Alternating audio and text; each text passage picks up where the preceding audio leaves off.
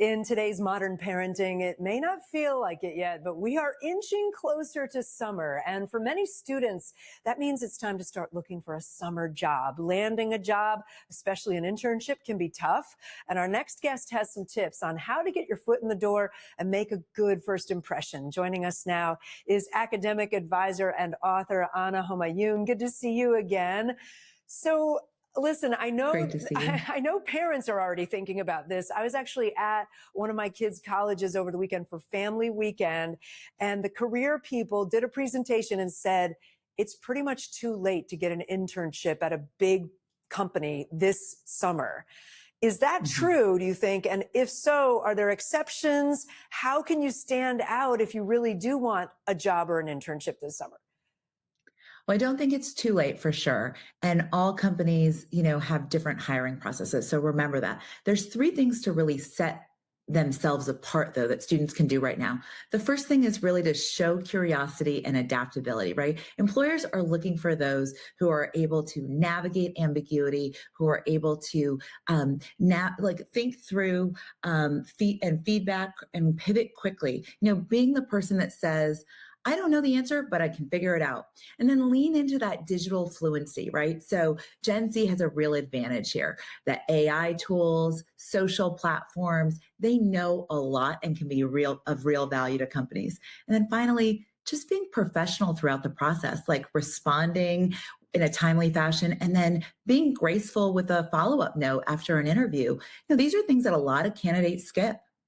So if you're just looking for any job, right, you just want to be paid this summer, what are students up against? Because the market is not great. Well, it is one of the most pessimistic job markets since the beginning of the pandemic. But what makes me hopeful is that over 90% of employers say they're really looking at soft skills over credentials. So a student who can communicate effectively, who can bounce back from rejection, who can advocate for themselves really can snag one of those openings.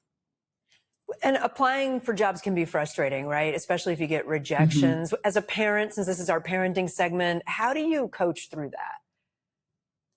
Well, the number one thing that parents can do is help students understand that a no might be a not yet, right? So there's so many times that employers go back to the almost pile, or they might have an opening 3 weeks or 3 months down the line and make a phone call to someone who is gracious when they got the initial rejection and expressed interest in any future openings. So remember, reflecting, reframing, and being able to move forward, these are skills that are really important for building resilience, which is key for life beyond just the job search. Yeah, that's a good message. I'm sort of wondering if you need to be very targeted maybe right now about what you're applying for. Is that some of it? Like not shooting for the internship that 1,000 people want, but maybe the local company that you can get into?